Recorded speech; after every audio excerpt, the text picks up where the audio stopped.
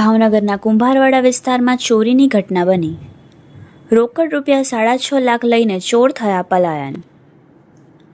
જ્યારે લોકો ઘરની બહાર જાય ત્યારે લોકોને ઘરમાં ચોરી ના થાય તેની ચિંતા થતી હોય છે. લોકો અવનવા આઈડિયા પણ અપનાવતા હોય છે.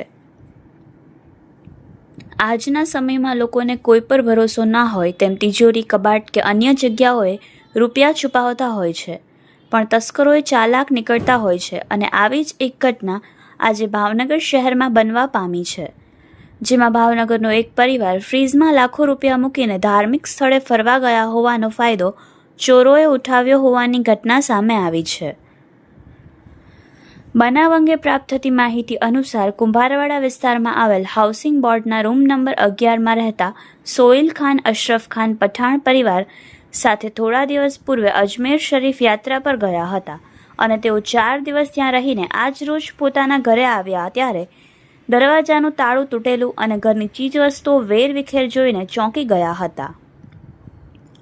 પરિવાર યાત્રા પર ગયો તે સમય દરમિયાન ચોરોએ પણ આ તકનો લાભ લઈને ઘરનું તાળું તોડીને ફ્રીજનો લોક તોડીને તેમાં રાખેલ મકાન વેચ્યાના રોકડા રૂપિયા 6.5 લાખની ચોરી કરીને તસ્કરો પલાયન થઈ ગયા હતા. આ ઘટના અંગે પોલીસને જાણ કરાતા પોલીસ કાફલો ઘટના સ્થળે દોડી આવ્યો હતો અને જરૂરી કાર્યવાહી હાથ ધરી ચોરોને પકડવા ચક્રો ગતિમાન કર્યા હતા. ત્યારે ચોરીના આ બનાવથી પરિવાર પર આફત આવી ગઈ છે. Reporter Firoz Selot, Yashvi Gujarat news, Bhavnagar. Okay, તમારું નામ શું છે ભાઈ? પઠાણ સોહેલ ખાન અશરફ ખાન. કઈ જગ્યાએ રહેવાનું? Kumbharwada housing board, quarter number 11. શું બનાવ શું બન્યો? ઘરે ચોરી થઈ ગઈ છે. અમે અજમેર ગયા હતા ના 5 દી રોકાણા, 4 દી ને અત્યારે આવ્યા તો જોયું ઘરે તાળું તૂટી ગયું હતું.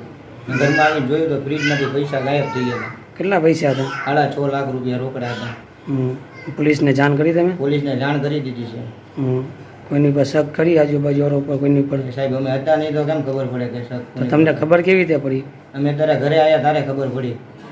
તાળું તૂટલું હતું ને ફ્રીજ જોયું તો ખુલ્લું હતું આખું.